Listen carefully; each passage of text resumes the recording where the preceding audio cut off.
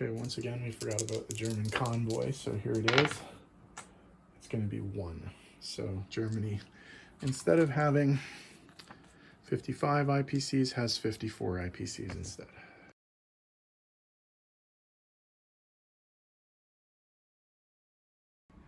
Okay, for USSR, turn 8, they have 49 IPCs to spend. They're going to buy an infantry, a tank, and 4 fighters. They will be declaring some attacks. They're going to try and prevent the Axis from getting the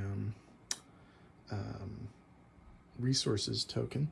So they're going to hit the Urals with a tank and a self-propelled artillery. Tank from Archangel, self-propelled artillery from Moscow. And they're also going to attack Ukraine with a self-propelled artillery from Caucasus, and the fighter from Moscow, and the 2 fighters from Archangel. So let's roll some dice. Sorry, there was a third attack. The Russian units in Iraq are going to take Transjordan, but that's just a walk-in. There won't be any dice rolling. Okay, for the attack on the Urals, the Soviets are coming in with an artillery and a tank. And they hit with the artillery, so 1 of the infantry is dead. No hits there. Miss. Hit. Hit. Miss. So they do take the territory. Okay, it's battle for Ukraine.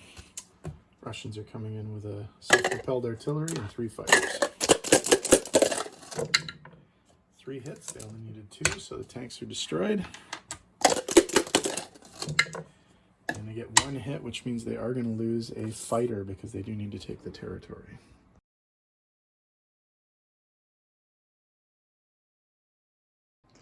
Okay, non-combat for the Russians. The 1 fighter is going to land in Rostov. The other fighter is going to land in northwest Iran. The 2 infantry from Caucasus are going to move to northwest Iran. 2 of the infantry from northwest Iran are going to move into Iraq.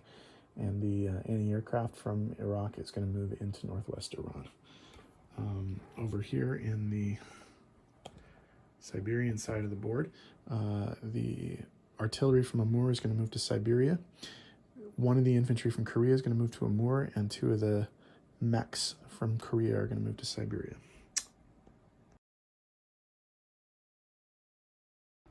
Okay, placement of new units for the Russians. There's going to be a tank and a fighter into Archangel. There are going to be 2 fighters into Moscow. And there's going to be a fighter and an infantry in Caucasus.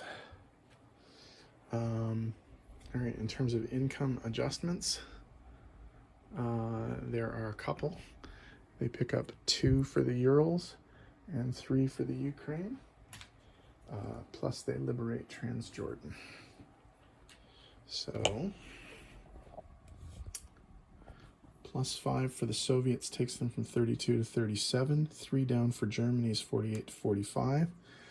1 down for Italy. 1 up for UK. 1 down for Italy. And then 2 down for the Japanese. Okay, so their income is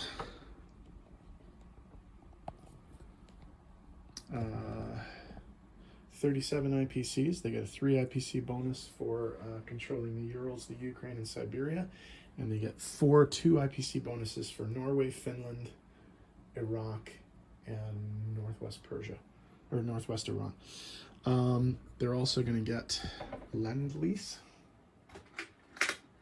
So here's the first one. On this side of the board, they get an artillery, which goes into Archangel. And on the Pacific side of the board, they get an artillery, which goes into Amur. Okay, that's the end of the Russia turn. Japan's up next.